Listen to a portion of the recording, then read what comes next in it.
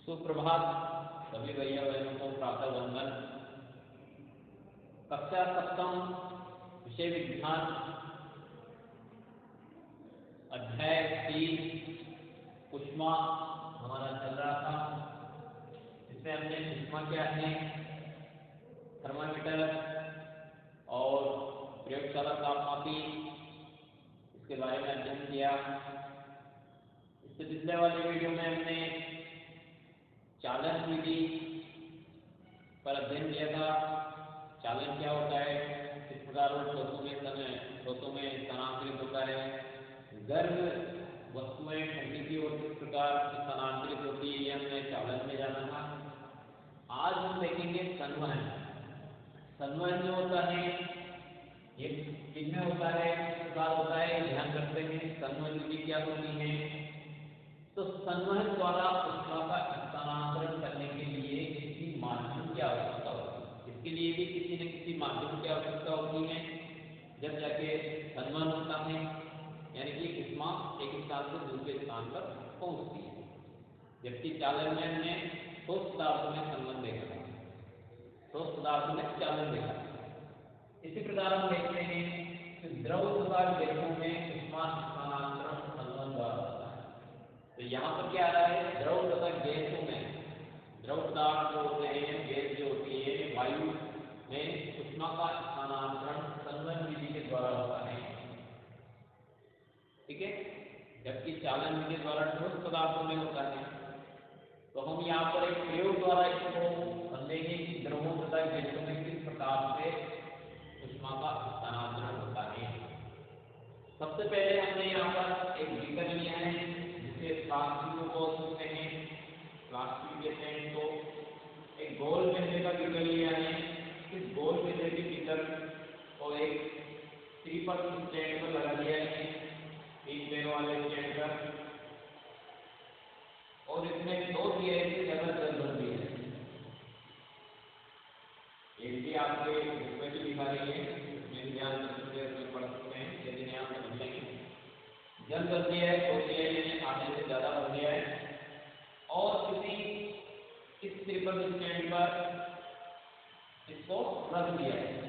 रखने के बाद इसमें किसी स्ट्रा की सहायता से, की सहायता से, है ना, तो इसमें पोटेशियम परमैंगनेट, ये यहाँ पर मैंने लिखा है पोटेशियम परमैंगनेट,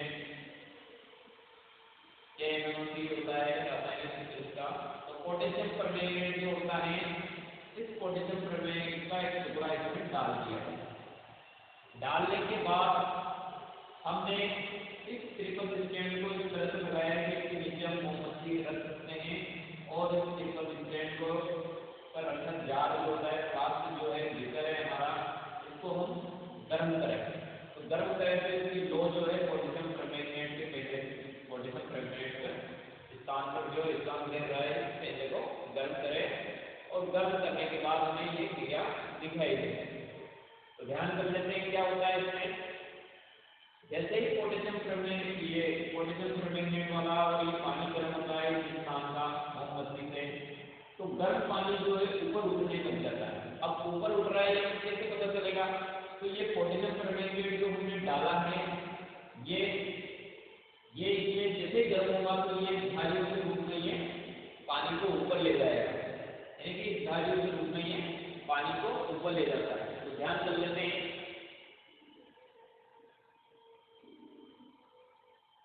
जल में ऊष्मा स्थानांतरण संवहन प्रक्रम विधि जो हम देख रहे हैं, ये संवहन प्रक्रम विधि है।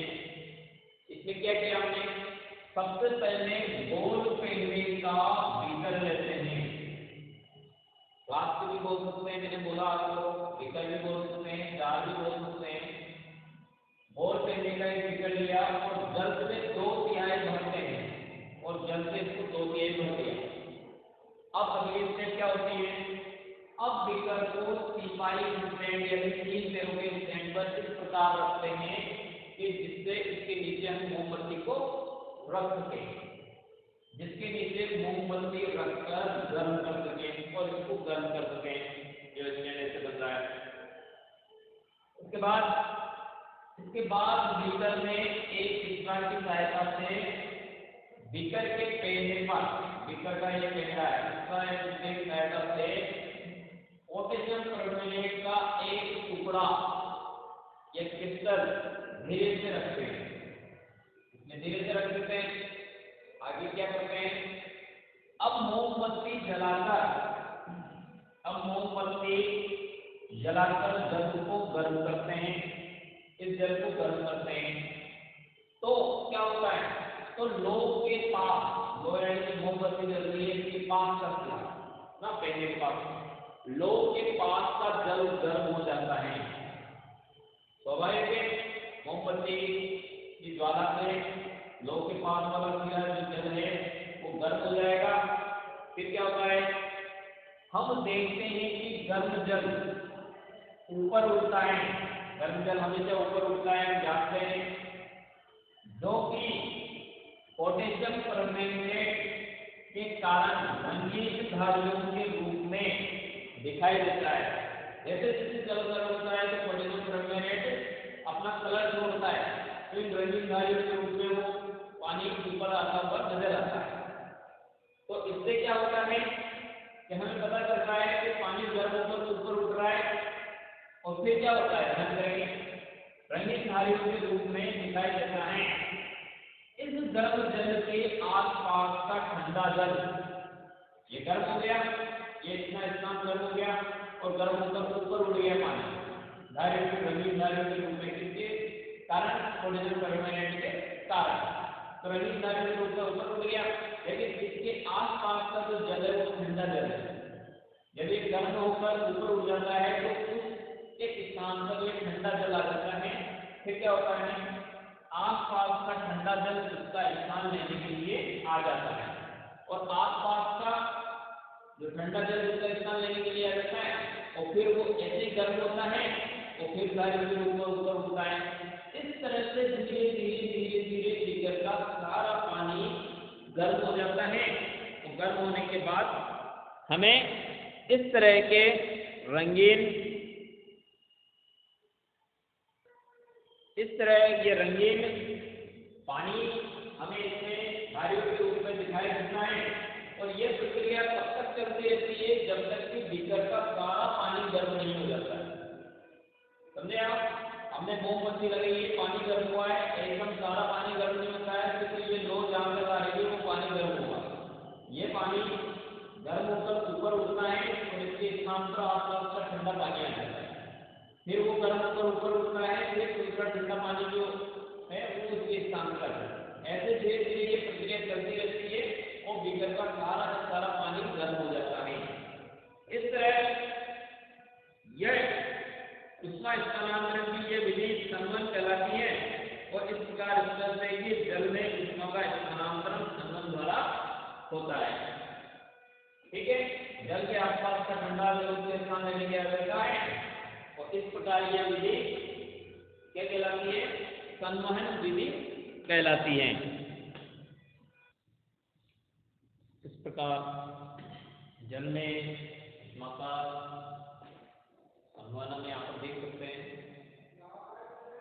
तो फिर भी आप स्टेडी स्टेट में ही लेते हैं, फिर यह जल भी गर्म होकर ऊपर उठता है और उसका आसपास से जल फिर से इसके स्थान पर आ जाता है। यह प्रक्रिया तब तक चलती रहती है जब तक कि सारा जल गर्म न हो जाए। उष्मा स्थानांतरण की यह विधि संवहन कहलाती है। इस प्रकार स्पष्ट हो जाता है कि जल में उष्मा का स्थानांतरण संवहन के द्वारा होता है, जो हमने प्रयोग द्वारा देखा है। इसी प्रकार बात आती है कि क्या वायु में भी संवहन होता है।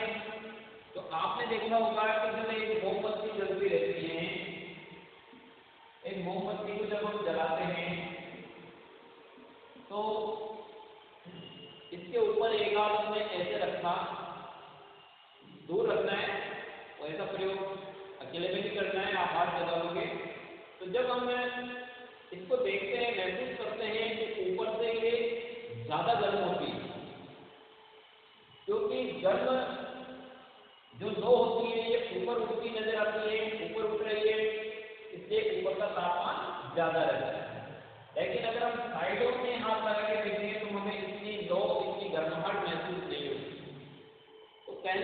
मतलब ये है कि जब हम एक मोमबत्ती जलाते हैं तो अपने एक हाथ को ज्वाला के ऊपर और दूसरे हाथ को ज्वाला के साइड में रखते हैं।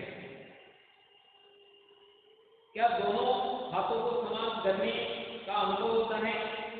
नहीं, तो नहीं होता है। तो कौन सा हाथ अधिक गर्म अनुभव करता है? तो हम देखेंगे कि ऊपर की वायु जो है संगम के द्वारा ज्यादा गर्म हो जाती है, इसलिए ज्यादा गर्मी महसूस कराती है, लेकिन पार्श्व यानी साइडों में जो वायु ठंडी होती है वो इतनी गर्मी महसूस नहीं कराती। इसलिए ज्वाला के ऊपर का हाथ जो है गर्मी अधिक अनुभव करता है और पार्श्व की वायु संलग्न द्वारा गर्म नहीं हो सकती है, इसलिए ये वायु लो के ऊपर वाली वायु जैसी गर्म नहीं होती है। इस तरह से हम एक प्रयोग यहाँ भी देख सकते हैं। वायु वाला ऊपर की वायु ज्यादा गर्म होती है संलग्न के द्वारा, साइडों की वायु ठंडी होती है। तो ये दो प्रयोग हमने यहाँ पर देखे हैं। आगे हम कुछ घटनाएं देख सकते हैं इसमें जो गर्म होने के कारण वायु ऊपर उठती है। तो हम देखते हैं कि तटीय क्षेत्र जो होते हैं, तटीय क्षेत्रों में यानी समुद्र के किनारे वाले क्षेत्र जो होते हैं, उन क्षेत्रों में रहने वाले लोग एक मनोरंजक परिघटना का अनुभव करते हैं। उन्हें बड़ा आनंद की अनुभूति होती है, करते हैं। तो हम यहाँ पर जब देखते हैं तो दिन के समय स्थल जो होते हैं जल की अपेक्षा शीघ्र गर्म हो जाते हैं। दिन के समय स्थल जो स्थान होते हैं, धरातल होता है, वो जल की अपेक्षा शीघ्र गर्म हो जाता है और स्थल से ऊपर की वायु गर्म होकर ऊपर उठती है। अब गर्म वायु स्थल की होकर ऊपर उठेगी तो उसका स्थान लेने के लिए ठंडी वायु उस जगह आ जाएगी, जिसका स्थान लेने के लिए समुद्र की ओर से ठंडी वायु स्थल की ओर बह जाती है, यानी कि स्थल की ओर आती है, धरातल की ओर आती है। अतः इन दो परिभाषाओं को हम यहाँ समझ सकते हैं कि समुद्र समीर किसे कहते हैं? जब समुद्र से आने वाली वायु जो होती है वो समुद्र समीर कहलाती है। ठंडी वायु स्थल की ओर आती है, समुद्र से स्थल की ओर बहने वाली वायु समुद्र समीर कहलाती है। समुद्र से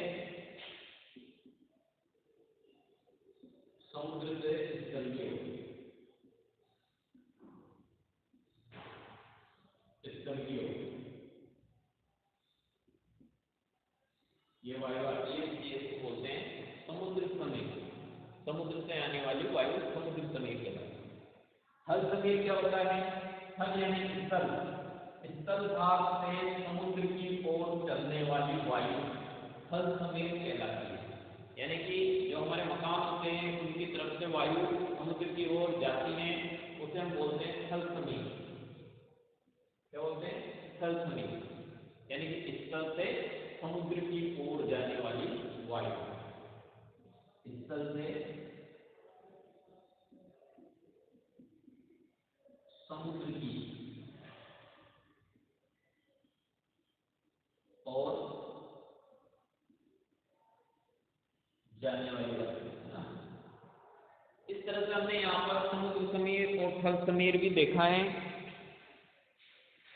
धन्यवाद।